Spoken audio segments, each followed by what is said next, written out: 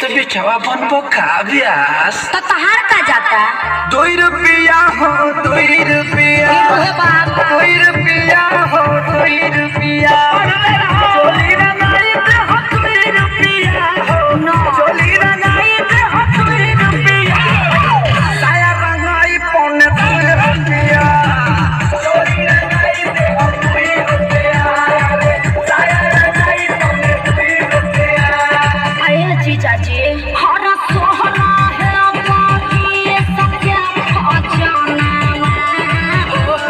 पर बहाची जहां तो नाम अरे कौन पानी का बताए पर वहां बढ़िया दे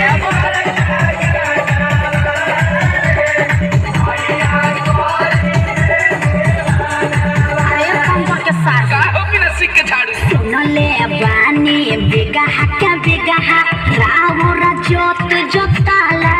जी बजट कुछाऊ बढ़ाई जीजा सबे रंगाई उच खाला जी खाली पैसा पैसा तू कइले बारू सुन साली हमारा अभिले न कुछ रगवइले बारू साली हमार कोई किस्म से नाची खइले हमरा पैवा लो अखिलेश खेसारी न बोलाई आकाश श्याम के बोलाई रंगाई होई लगा